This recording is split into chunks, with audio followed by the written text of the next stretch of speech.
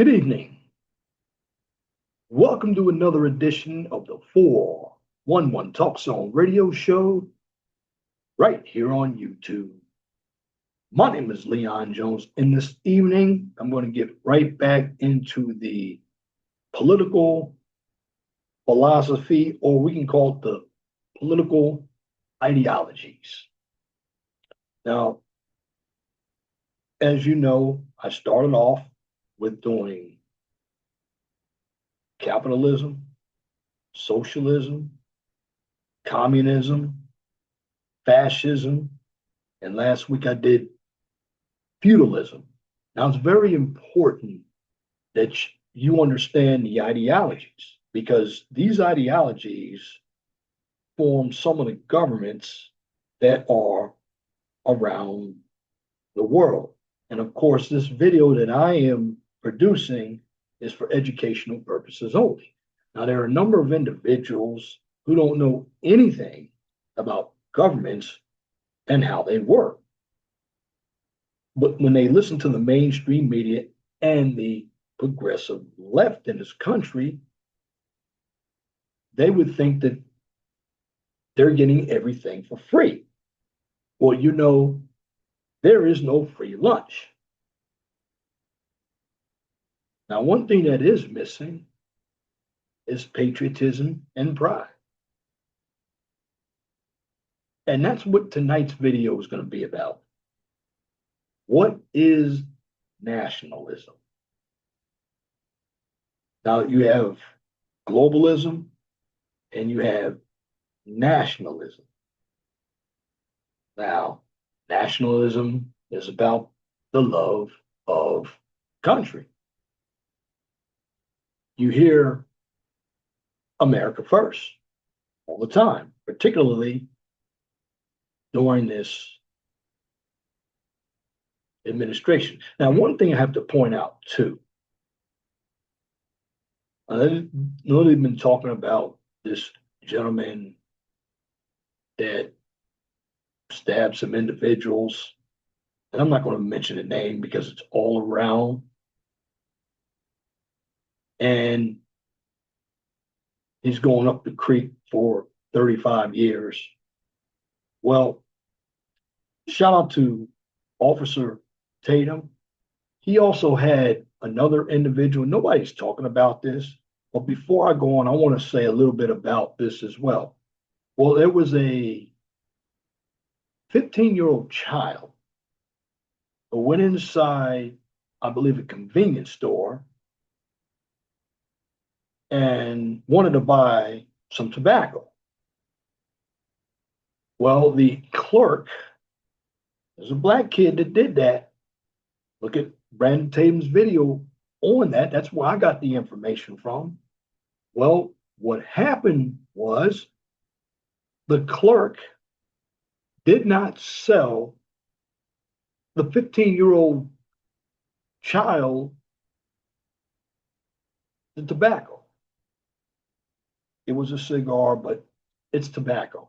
So what did the 15-year-old do? He went and stabbed, and the 25-year-old clerk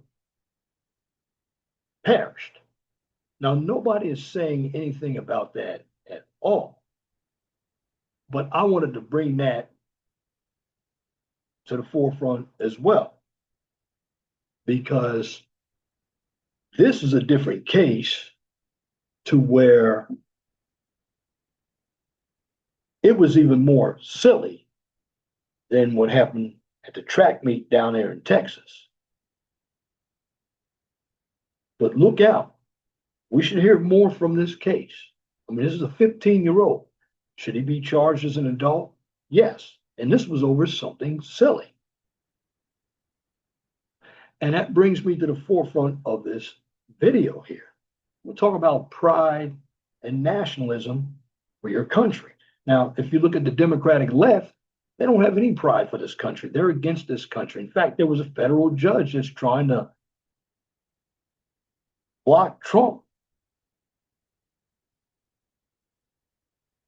from locking up illegals, ICE, And you have all these socialist individuals, mainly women. This is why you can't trust women in politics, particularly the ones on the left. And what the Democrats are doing, they're not about nationalism, they're not about country. They want this country to be a third world country. I would advise any of these women or any of these progressive or socialist minded individuals to go and live in other countries that have that ideology. See if you like it. Because you believe in that, why should you be in government and politics trying to govern a municipality, a city, a state, and even a country with that type of philosophy? Bottom line is, you have a number of individuals who are running for office and they have no policies. This is why I ignore mainstream media and I even ignore some of these podcasters out here, like Tucker Carlson. Now, am I for Israel? Not for everything that Israel does. I've been to Israel a couple of times, Haifa and Tel Aviv. But Israel over in the Middle East is, for the most part, our only ally. Yeah, you have UAE and you have Saudi Arabia, but you can't trust all of those countries. And I can't even trust Western Europe. But I don't know how many times America has saved Western Europe. But one thing that is missing in this country, because you have a number of individuals, they don't like this country, but they want the benefits of this country, but they're not serving. Now, President Kennedy had this old saying, it's not what your country can do for you, it's what you can do for your country. That's what nationalism and patriotism is about. Now, you have individuals out there, particularly blacks, who talk about slavery when many of us today have never lived in slavery. In fact, there were black slave owners like Anthony Johnson back in the 1600s. He had indentured servants. Now, there were also black slave owners who owned white slaves. Now, you don't hear about it as much because it didn't take place as much, but it did happen. And you had a lot of black people, particularly from Africa, they were sold. And they were sold mainly to South America. This is why you see a number of black Latin players from South America. Doesn't matter what language they speak. They're black, just like I am. They're also in England. You can have individuals, your indigenous people, or dark people, and they're down in Australia. They're also down there in Asia. Now, I know because I read all of this. This is why I look at that flag, because I fought for that flag for 17 years. Regardless of what anybody says about this country, why are a lot of people coming to this country? Because they want the benefits of this country. Now, you have a number of people who don't want to assimilate into this country. They want to leave the governments from their other countries, but yet they want to bring their countries and their patriotism here like they live in their other countries. Well, if I went over to Cuba or China with an American flag, I might not be here doing a video because that's a different country. I am not protected by the Constitution of the United States. That brings me to sharing my screen, and I'm going to talk about what is nationalism. Okay. Nationalism is an ideology asserting that a nation, a group of people sharing common cultural, historical, and linguistic bonds. Now, what is linguistics? That's language.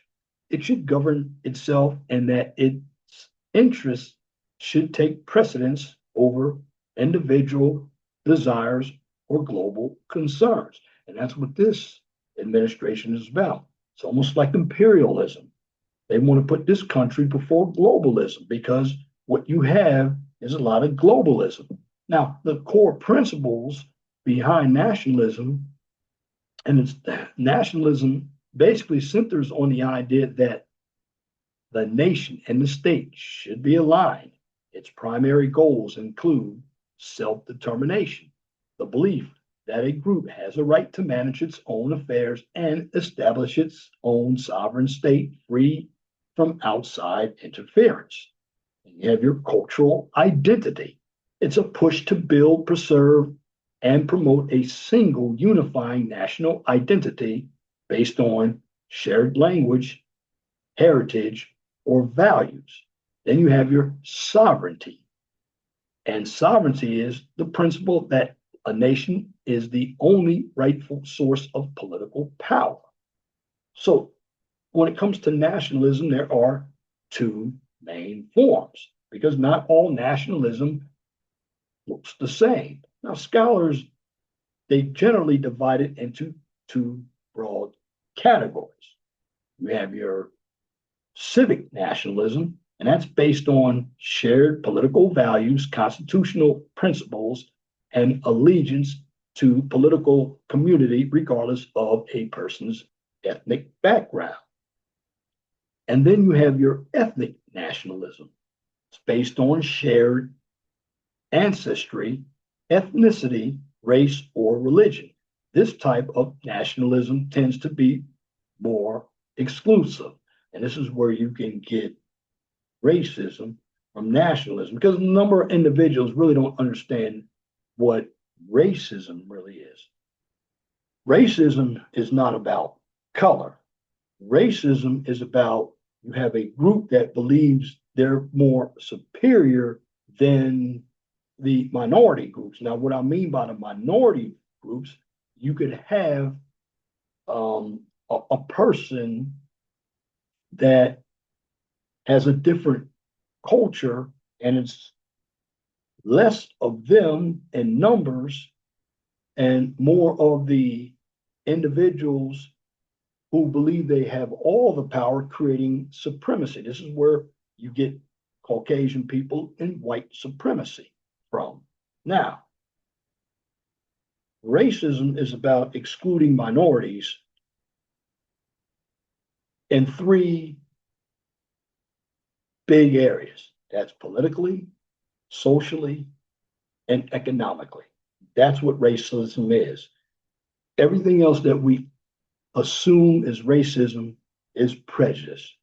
And when you have a melting pot like America, there is going to be a lot of prejudice. In fact, America invites more people into this country than a lot of these other countries. And I've been over to Europe. Yes, Europe has a number of people. However, if you go to Eastern Europe, most of the individuals are white. They're your poorer whites, like in Slavia, Poland, all those countries. They were former communist countries. So again, that's what racism is. It's basically excluding a group. Now, who groups individuals except Americans?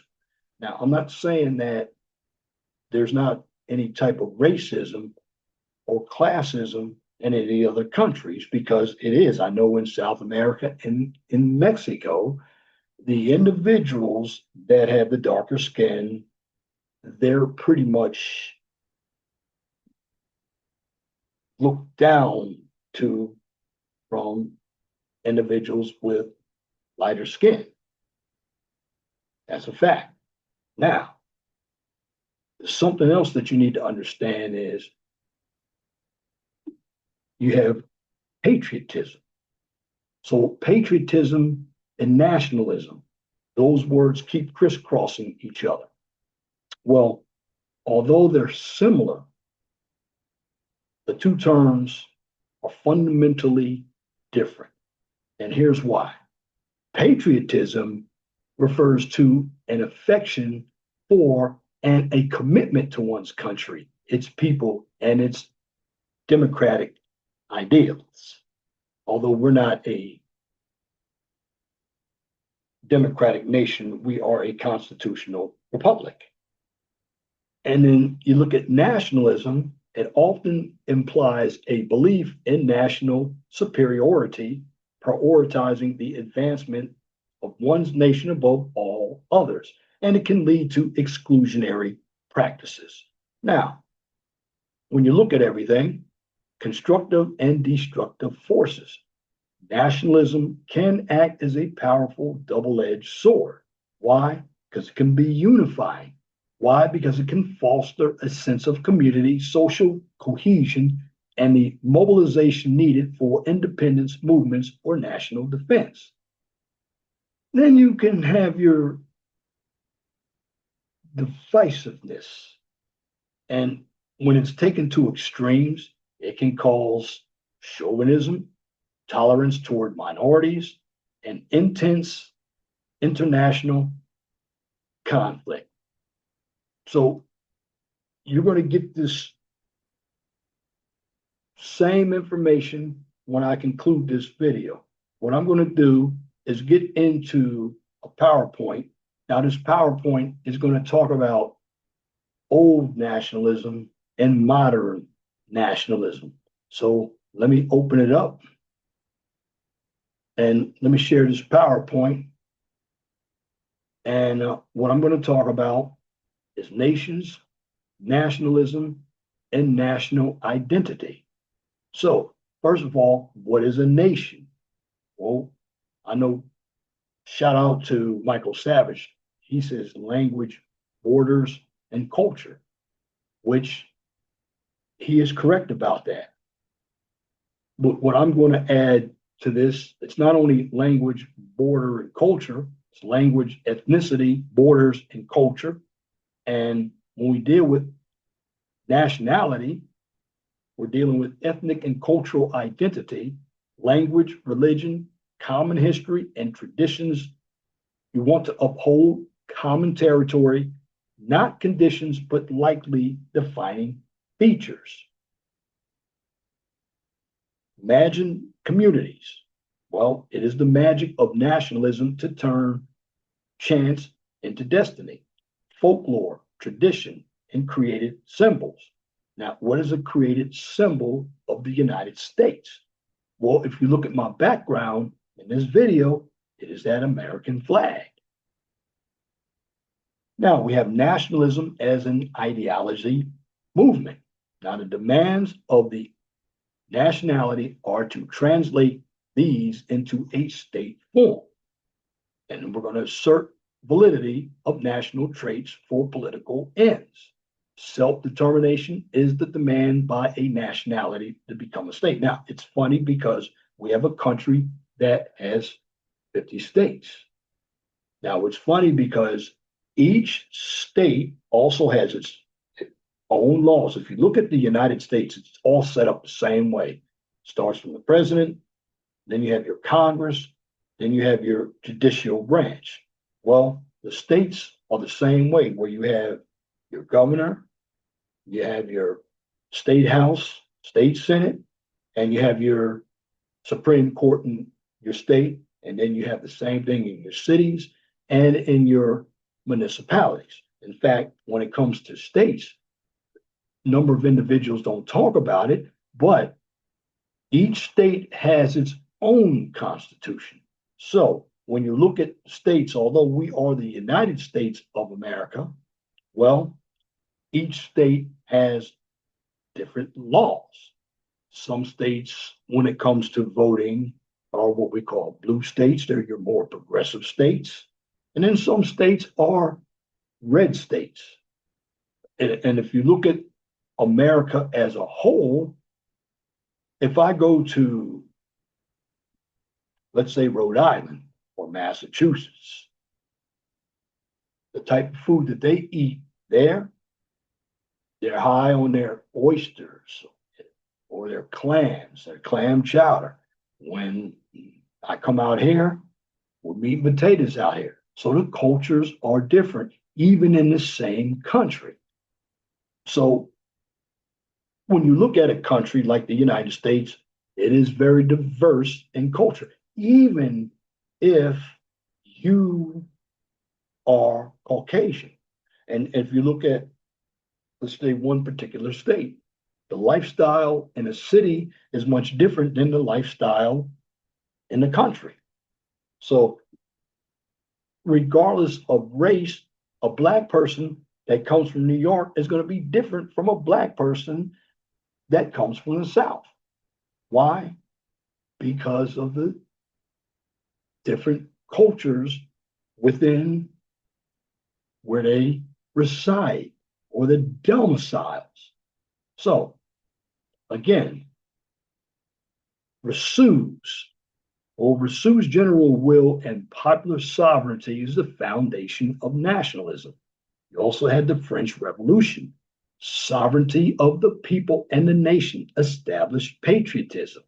Now, we're getting into older nationalism. Then you had the response in other European countries. And one of the countries that had a lot of nationalism was Germany. German nationalism, a traditional form willed by God, biological, racial, and cultural traits. Prussia, 1871. Then you have your waves of nationalism. Macrodis. Again, we're dealing with France. We're dealing with Italy. So we're dealing with Western Europe. Because if you look at the United States, you had a number of individuals that came over here from Ireland, France, and England. So France affected European nationalities. In the World War I, collapsed Austro-Hungarian Empire, Romania and Bulgaria independent, Poland and Finland. Those countries that I just named were communist countries. Now, in the World War II, collapse of colonial power, the Middle East, Africa, and then collapse of the Soviet Union, which is Russia. So, is nationalism inevitable? Well, it implies the right to statehood, self-government, identity, consciousness, redrawing boundaries, and conflict reconforms the state system. Do nations have the right to states? Examples: the Roma, the Palestines, Israel. To break up the national state or the nation state. Examples: Yugoslavia, that was a communist country, it returned to nationalism. Iraq, the UK, the nation state, a state and nationality, national sovereignty. Katzenstein, well, it's Germany from semi-sovereign to sovereign state. Millward, the European rescue of the national state. Rise of the region state, post-national, two trends. Rise of nationalism and transnational developments. Examples are your European Union, known as the EU, Latin America, Pan-Arab nationalism. Are they connected? The supernatural development and problems this creates for the democratic representation cause a rise of regional identity and nationalism. And then you have globalization. Globalization. And then you have the challenges again. International organizations, regions, states, international norms and values, creating national fragmentation. You want to enhance strong states. Are nation states undermined? International law. Examples: U.S. soldiers and the ICC. Miloš Savić on trial. Environmental standards. the market and international finance, the World Trade Organization, the IMF, which is the International Monetary Fund, trade and aid packages, Shell Oil, U.S. drug patents, international intervention, humanitarian intervention, and nuclear proliferation. Now, the transformation of the state and sovereignty. How do we map democracy onto change contours of national sovereignty and the international community? Can we recreate through international society? And then the cosmopolitanism, citizens of the world. So basically, we're dealing with universal values, common standards that apply to all individuals and actions through international law and international organizations. Now, something else too that's common to a nation. And, a number of individuals, they bring it up when it comes to politics, how you think, well, what about units of measurement? That's right. And I'll tell you why that's significant. Because the United States, and I believe there's another country out there, well, we still use the old English system. So we use pounds, foot pounds. We use cups. Other countries use kilometers, newtons. We use Fahrenheit. Other countries use the centigrade or the Celsius temperature. Sports. Right now, the World Cup is taking place. Is America big on soccer? They're getting there, but this is not a soccer country. We are a football, we are a basketball, because even hockey didn't come from the United States. Hockey came from Canada, and Russia has hockey. We are a baseball country. Baseball is the national pastime. Again, the United States, even though it's 50 states, you have a lot of different nationalities here, particularly in your bigger cities when it comes to ethnic foods. So basically, when we deal with nationalism, we're dealing with a collective group that enjoys their country. Yes, you are patriotic, but you enjoy your country. Now, I wanted to bring this ideology to the forefront because a number of people, they don't realize what they have. You have the progressive left every day, they're besmirching this country. And maybe it's because they don't like the president.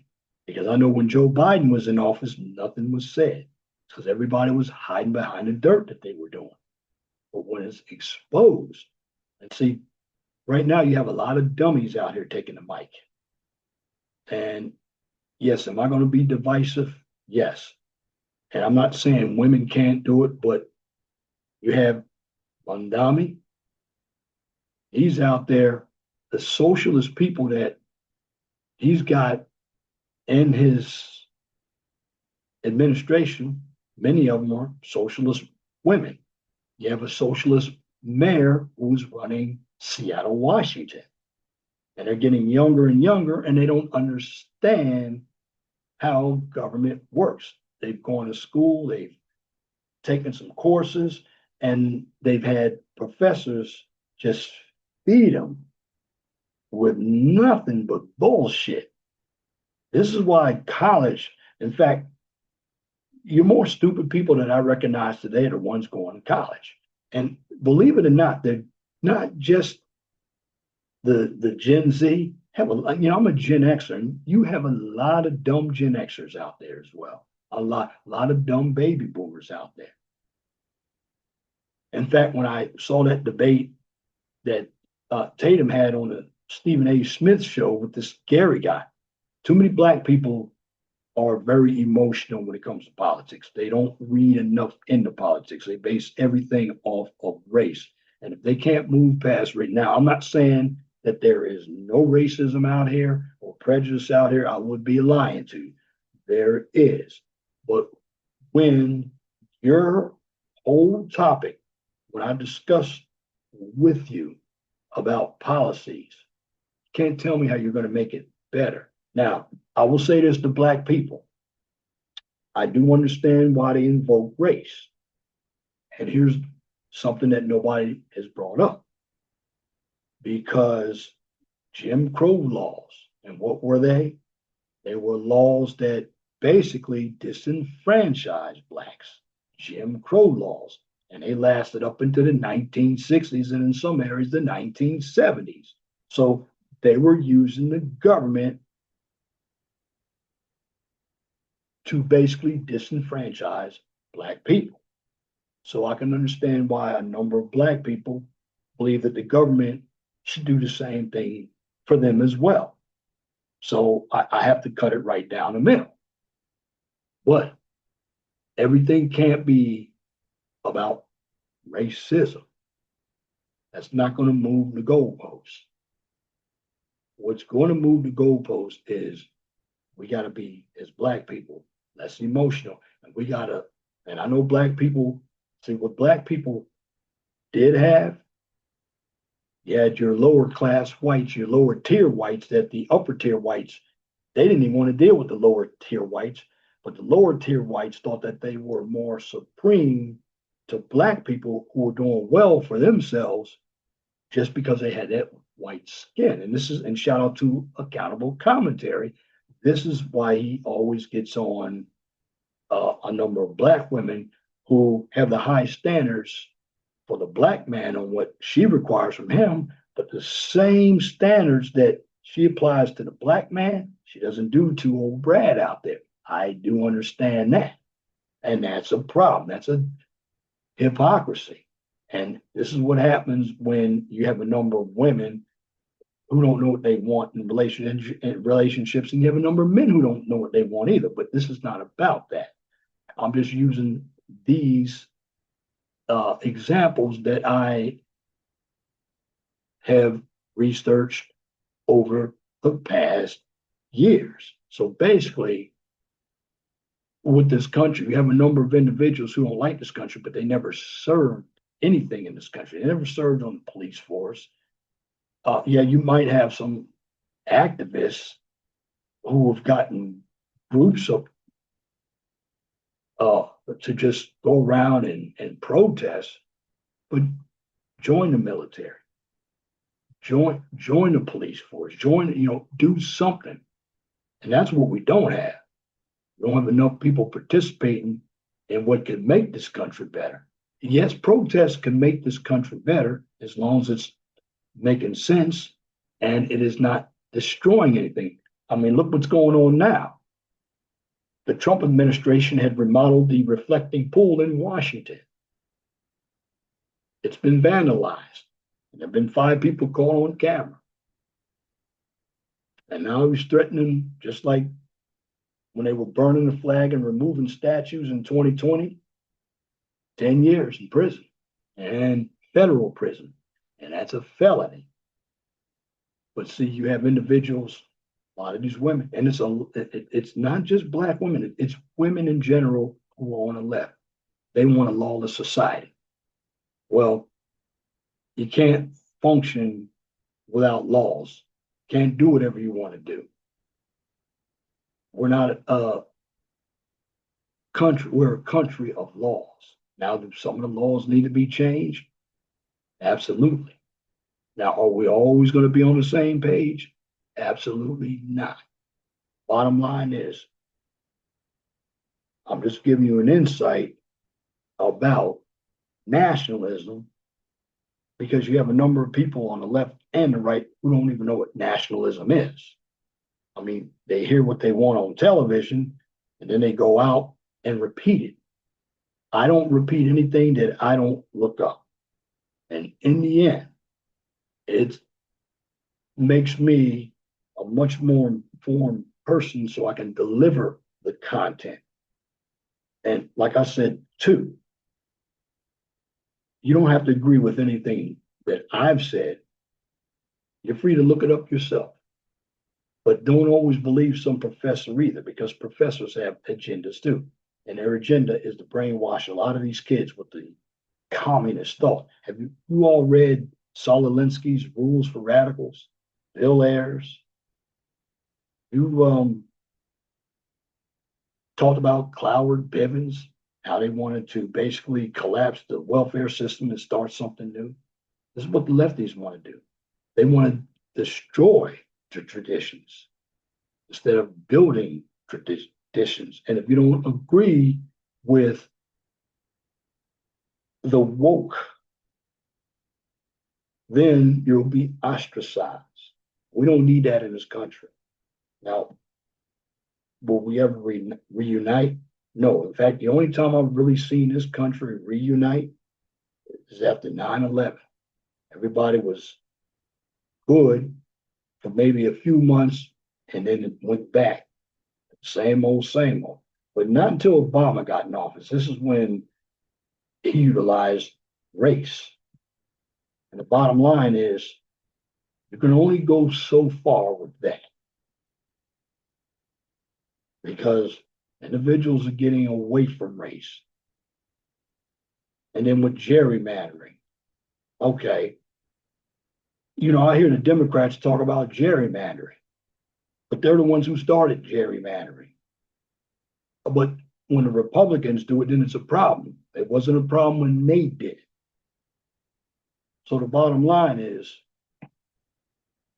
you have to put people in power who love this country. There are going to be disagreements. I don't care if you have a D or an R on your sleeve. Learn to be appreciative of your country. This country has had its flaws, but you have to ask yourself, if this country has not been perfect, no country is perfect, why are individuals from other countries coming over to this country? They're coming over to this country. Yeah, you have some that want the benefits that don't want to assimilate, but a number of them who are coming over here illegally want to get away from tyrannical governments so they can be free to prosper. And you had individuals of all races, and that includes Black people, to prosper. In fact, the Black people that are doing all of the arguing, these are the ones who are making a lot of money.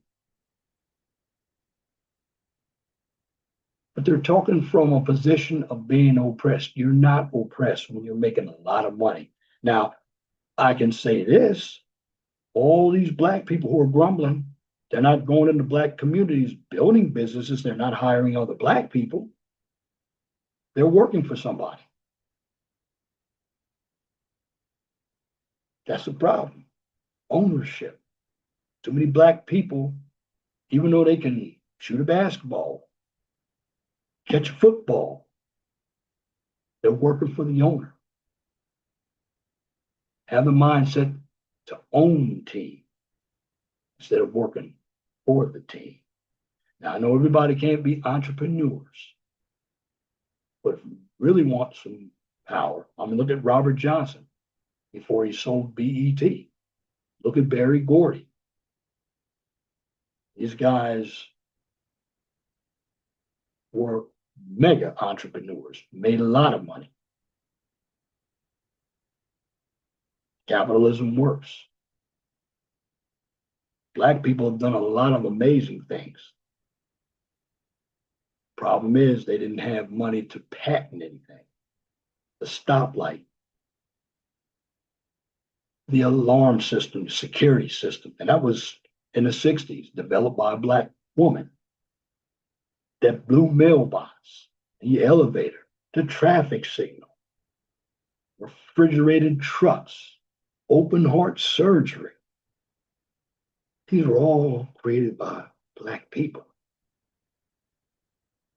That's why I said Black people have done some amazing things out there besides catch football, shoot basketball.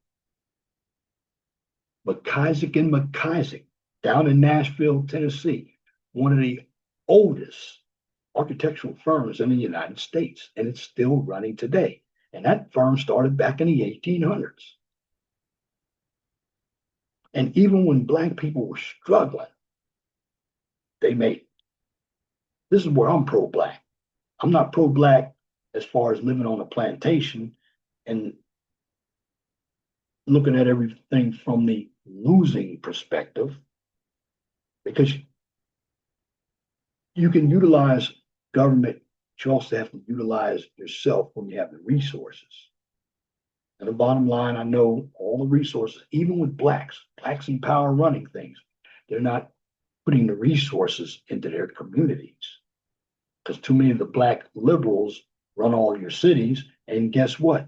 They're on board with the white liberals. Malcolm X told you that was dangerous because the white liberals act as if they're your friends, but they're not. And so when you are looking at nationalism, what it is, I want to tell it to you again. Talk about nationalism. It's the ideology asserting that a nation, a group of people, they're sharing common cultural, historical, and linguistic bonds. They should govern themselves and its interests. The interests of nationalists should take precedence over individual desires or global concerns. And there are core principles behind nationalism. The nationalism centers on the idea that the nation and the state should be aligned. Its primary goals include self-determination, which is the belief that a group has the right to manage its own affairs and establish its own sovereign state free from outside interference. Then you have your cultural identity to push, to build, preserve, and promote a single unifying national identity based on shared language, heritage, or values. And you have your sovereignty. It's the principle of a nation that is only right, this only rightful source of political power. Again, sovereignty is the principle that a nation is the only rightful source of political power. And again, these academics, they divide nationalism into two main forms because not all nationalism looks the same. Again, you have civic nationalism, and that's based on shared political values, constitutional principles, and allegiance to a political community, regardless of a person's ethnic background. And then you have ethnic nationalism. It's based on shared ancestry, ethnicity, race, or religion. This type of nationalism tends to be more exclusive. Then we get into nationalism versus patriotism. While similar, the two terms are fundamentally different. So again, when we deal with patriotism, it generally refers to an affection for and a commitment to one's country, its people, and its democratic ideals. Nationalism often implies a belief in a national superiority, prioritizing the advancement of one's own nation above all others, and it can lead to exclusionary practices. And of course, under nationalism, you have your constructive and destructive forces. Because nationalism, again, it can act as a powerful double-edged sword. Now you have the unifying part, which it can foster a sense of community, social cohesion, and the mobilization needed for independence movements or national defense. What do we mean by national defense or military? Then it can be very divisive. When taken to extremes, it can result in chauvinism, intolerance toward minorities, and intense international conflict. That's when we start to get into the geopolitics, because right now it's nationalism versus globalism. And that's what's going on because, you have Trump in office and he doesn't want to be part of the globalist movement because we've been going more to the globalists. But when it comes to nationalism, again, we're just Basically, it's an ideology that asserts a nation, a group of people sharing common cultural, historical, or linguistic bonds, and the people under nationalism should be able to govern themselves, and the interests should take precedence over individual desires or global concerns. So, again, I'm just giving you an overview and my perspective of nationalism as one of the political ideologies. And again, you don't have to agree with me. Go ahead and look it up for yourself because there's a lot of history out there, a lot of history that I don't know. Somebody's looking up something that I haven't seen, and vice versa. Like, I took a position last week when we talked about fascism. Yes, gentleman that responded said national Nazism and fascism are two independent ideologies. Well, what he failed to mention was Nazism is a sub ideology to fascism. And my position is I know they aren't the same. My position that I took is because I wanted to balance the left and the right, they're both right wing authoritarian style governments. People, when you look at content, make sure you listen to what is being said before you even opine. And if you have a question, leave it in the comment section. We have too many people that are reactionary when it comes to emotion. And one thing about this country, we have a lot of over emotional people who get offended quickly. And this is why it's very hard to talk about truth because a number of individuals live in the lies. And this is where I came up with my acronym LED: lies, emotion, assumption, deceit, and delusion. Well, don't be part of that. You can be part of a nation, be an independent thinker. Problem with black people is they've all voted for one party. All voted for one party. At one time, a lot of your black people were Republicans, and that was one party. However, the Democrats were the party of the Klan, the Dixiecrats. You had people like George Wallace, J. William Fulbright. These were white segregationists. Then you had David Duke, who was on the right. You had Robert KKK Byrd.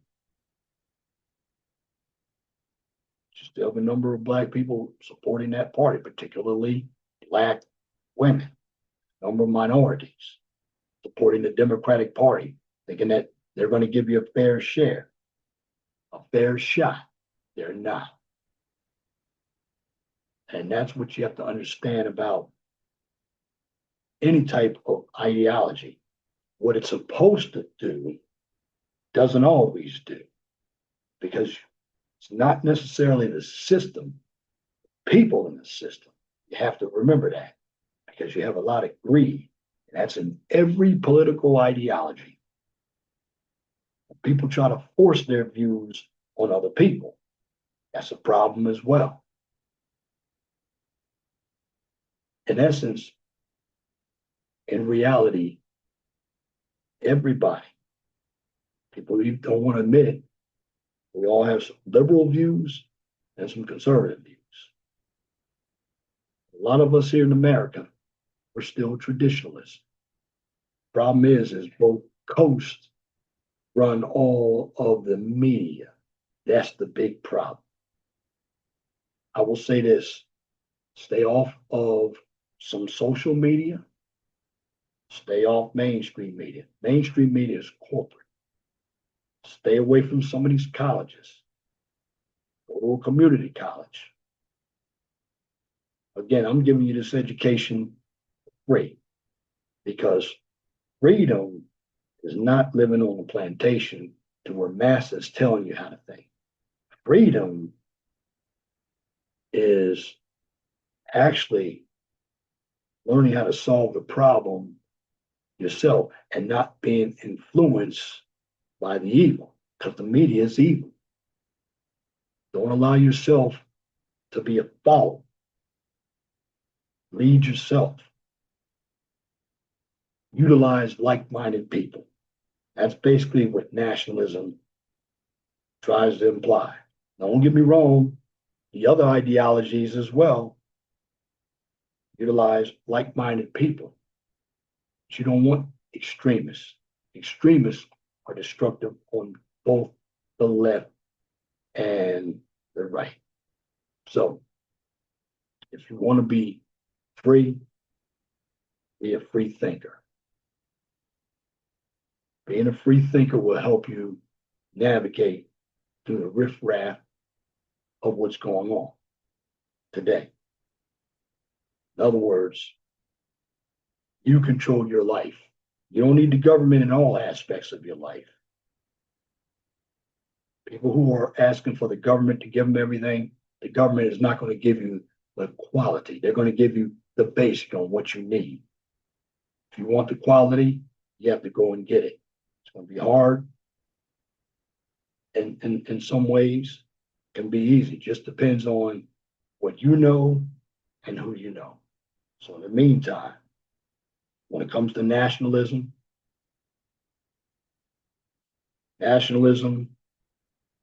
patriotism, be proud of where you come from. And if you have some bad luck in the past, you can change it if you want to. However, when it comes to change, change is something you do, you don't talk about.